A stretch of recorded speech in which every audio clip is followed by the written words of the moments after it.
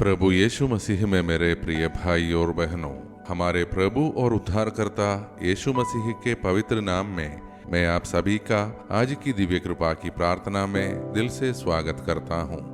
इस नई सुबह में कुछ क्षण अपने सारे काम और चिंताओं को एक ओर रखकर प्रभु की उपस्थिति में आइए। हम अपने दिन की शुरुआत परमेश्वर की कृपा मांगते हुए करें, ताकि आज हमारे विचार, हमारे शब्द और हमारे निर्णय उनके मार्गदर्शन में हो। हम प्रभु को धन्यवाद दें कि उन्होंने हमें एक और दिन दिया है। हमारे जीवन में सब कुछ पूर्ण नहीं है, फिर भी हमारे पास धन्यवाद देने के अनगिनत कारण हैं। हमारे जीवन, परिवार, स्वास्थ्य, भोजन, घर, काम, मित्र और सबसे बढ़कर परमेश्वर का प्रेम और उनकी उपस्थिति। आज का पवित्र वचन हमें चरवाहों और भेड़ों की एक गहरी तस्वीर देता है। यह वचन केवल उस समय के नेताओं के लिए नहीं, बल्कि आज हम में से प्रत्येक के लिए भी एक संदेश रखता है। आइए हम अपने हृदय को शांत करें और विश्वास के साथ आज के पवित्र वचन को सुने, जो कि लिया गया है नबी एजकियल का ग्रंथ अध्याय 34 पद संज्ञा 1 से 11। प्रभु इस्राएल के उन चरवाहों को फटकारते हैं जिन्होंने अपनी भेड़ों की सेवा करने के बजाय स्वयं का लाभ देखा। उन्होंने कमजोरों को मजबूत नहीं किया, बीमारों की देखभाल नहीं की, घायल लोगों को नहीं संभाला और भटकी हुई भेड़ों को खोजकर वापस नहीं लाया। इसलिए प्रभु कहते हैं कि वे स्वयं अपने लोगों की खोज करेंगे और उन्हें संभालेंगे। यहाँ चरवाहे केवल धार्मिक अगुओं का प्रतीक नहीं है। यह वचन हमें याद दिलाता है कि जहाँ भी हमें किसी दूसरे व्यक्ति की देखभाल, मार्गदर्शन या जिम्मेदारी दी गई है, वहाँ हमें स्वार्थ से नहीं बल्कि प्रेम और सेवा से काम करना है। मेरे प्रिय भाई और बहनों, आज का वचन हमारे हृदय को एक बहुत महत्वपूर्ण प्रश्न पूछता है। जिस व्यक्ति की जिम्मेदारी परमेश्वर ने तुम्हें दी है, क्या तुम उसकी सचमुच देखभाल करते हो? माता पिता को बच्चों की जिम्मेदारी दी गई है, पति पत्नी को एक दूसरे की, शिक्षकों को विद्यार्थियों की, नेताओं को लोगों की और हम सभी को अपने आसपास रहने वाले लोगों की। कभी कभी हम चाहते हैं कि लोग हमारी परवाह करें, लेकिन प्रभु आज हमें पहले यह पूछने के लिए बुलाते हैं, क्या तुम किसी और की परवाह कर रहे हो? आज कितने लोग बाहर से मुस्कुरा रहे हैं, लेकिन भीतर से टूटे हुए हैं। कितने बच्चे ऐसे हैं जिन्हें केवल पढ़ाई में सफलता नहीं, बल्कि माता पिता का समय और प्रेम चाहिए। कितने बुजुर्ग अपने ही घर में अकेलापन महसूस करते हैं। कितने पति पत्नी एक ही घर में रहते हुए भी भावनात्मक रूप से एक दूसरे से बहुत दूर हो गए हैं। कितने युवा अपने भविष्य को लेकर डरते हैं, लेकिन किसी से अपने मन की बात नहीं कह पाते। और कितने लोग बीमारी, आर्थिक कठिनाई या किसी पुराने दुख को चुपचाप अपने भीतर लेके चल रहे हैं। आज प्रभु हमें बुलाते हैं, भटकी हुई भेड़ को खोजने वाला बनो। हम केवल किसी को यह न कहें कि सब ठीक हो जाएगा। हम कभी उसके पास बैठे भी किसी परेशान व्यक्ति को केवल सलाह न दे, हम पहले उसकी बात सुने। किसी से नाराज है तो शायद पहला कदम हम ही उठा सकते हैं। किसी बच्चे ने गलती की है तो हम केवल उसे डांटे नहीं, हम उसे यह अनुभव कराएं कि गलती के बाद भी वह प्रेम किया जाता है। यही सच्ची चरवाही है। और फिर इस वचन में एक बहुत सुंदर आशा है। जब मानव चरवाहे असफल हो जाते हैं, तब परमेश्वर कहते हैं, मैं स्वयं अपनी भेड़ों की खोज करूंगा। मेरे भाई, मेरी बहन, शायद आज हमें लगता है कि हमें कोई समझ नहीं रहा। शायद जिन्हें हमारी देखभाल करनी चाहिए थी, उन्होंने हमें निराश किया। शायद किसी रिश्ते ने हमें चोट पहुंचाई। शायद हमने सहायता के लिए पुकारा और कोई नहीं आया। आज इस वचन को हम अपने हृदय में उतार ले। परमेश्वर हमें नहीं भूलते। हम लोगों की नज़र से छिप सकते हैं, लेकिन प्रभु की नज़र से नहीं। हमारी आंखों के आंसू किसी को दिखाई न दे, लेकिन परमेश्वर उन्हें देखते हैं। हमारी प्रार्थना का उत्तर अभी दिखाई न दे, फिर भी परमेश्वर हमारी आवाज सुनते हैं। जब भी रास्ते बंद दिखाई दे, तब भी अच्छा चरवाहा हमें खोज रहा है। और यदि आज हम स्वयं भटक गए हैं, तो प्रभु हमें भी वापस बुला रहे हैं।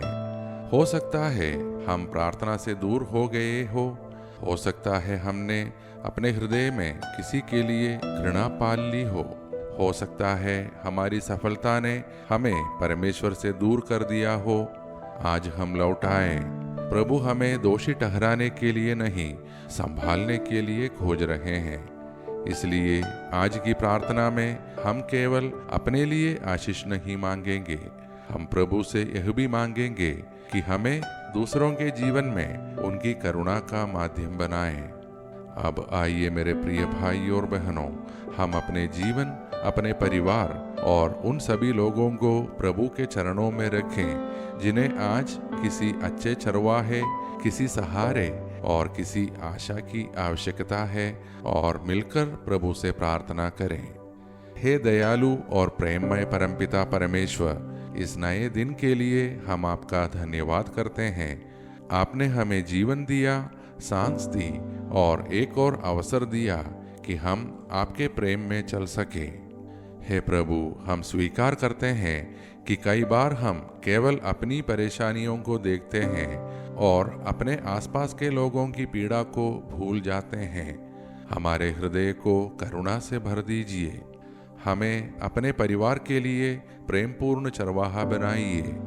माता पिता को अपने बच्चों को समझने का धैर्य दीजिए। बच्चों के हृदय में अपने माता पिता के प्रति प्रेम और सम्मान बढ़ाइए। हमारे परिवारों में जहाँ दूरी, तनाव या मनमुटाव है, वहाँ अपनी शांति भेजिए। टूटे हुए रिश्तों को जोड़िए और जहाँ क्षमा की आवश्यकता है, वहाँ क्षमा करने का साहस दीजिए। हे यीशु, उन सभी बच्चों और युवाओं को विशेष आशीष दीजिए जो अकेलेपन, गलत संगति, नशे, निराशा या भविष्य की चिंता से जूझ रहे हैं। उन्हें सही मार्ग दिखाइए और उनके जीवन में अच्छे लोगों को भेजिए। जो बीमार है उन्हें चंगाई दीजिए। जो मानसिक या आत्मिक पीड़ा में हैं, उन्हें अपनी शांति दीजिए। जो आर्थिक कठिनाइयों और बेरोजगारी से परेशान हैं, उनके लिए सहायता और अवसर के द्वार खोलिए। जो लोग किसी प्रियजन को खो चुके हैं, उन्हें अपनी सांत्वना दीजिए। जो आज अकेले रो रहे हैं, उन्हें यह अनुभव कराइए कि वे कभी अकेले नहीं हैं, क्योंकि आप उनके साथ हैं। प्राकृतिक आपदाओं से पीड़ित सभी लोगों की रक्षा कीजिए। उन्हें सुरक्षा, सहायता और आवश्यक संसाधन प्रदान कीजिए। हे प्रभु, हमारे नेताओं और सभी जिम्मेदार लोगों को सच्चे चरवाहे जैसा हृदय दीजिए, ताकि वे अपने स्वार्थ के लिए नहीं, बल्कि लोगों की भलाई के लिए सेवा करें। हमारे देश भारत और पूरे विश्व में शांति स्थापित कीजिए। सारे युद्ध समाप्त कीजिए, हिंसा को रोककर, और सभी लोगों के बीच प्रेम, धार्मिक सद्भाव और भाईचारा बढ़ाइए। और हे प्रभु, हमें हर पाप, दुर्घटना, हिंसा और बुराई से बचाइए। हमें अचानक और अप्राकृतिक मृत्यु से सुरक्षित रखिए और अपने सुरक्षात्मक हाथों में बनाए रखिए। सबसे बढ़कर हे प्रभु, जब हम स्वयं भटक जाए तो हमें खोजकर वापस अपने पास ले आइए। हमें कभी ऐसा महसूस न होने दीजिए कि हम आपसे दूर और अकेले हैं।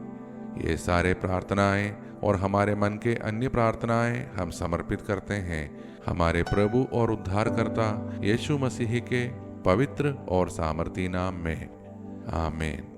मेरे प्रिय भाई और बहनों, आज का वचन हम अपने हृदय में रखें। जब दुनिया हमें भूल जाए, हमारा अच्छा चरवाहा हमें नहीं भूलता। और आज हम भी किसी एक ऐसे व्यक्ति को याद करें जिसे हमारी प्रार्थना, हमारा समय, हमारी एक मुस्कान या हमारा एक फोन कॉल चाहिए। शायद प्रभु ने हमें उसी व्यक्ति के लिए एक छोटा सा चरवाहा बनने के लिए भेजा हो।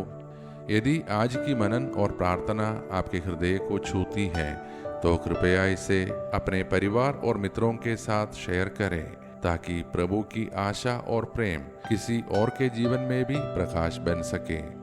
आइए हम एक दूसरे के लिए प्रार्थना करते रहें और विश्वास की इस यात्रा में साथ आगे बढ़ें। हम सब कल की दिव्य कृपा की प्रार्थना में फिर एक साथ मिलेंगे। तब तक हमारा परमपिता परमेश्वर का प्रेम, हमारे प्रभु यीशु मसीह का अनुग्रह और पवित्र आत्मा की सहभागिता हम सभी के साथ बनी रहे। आमीन।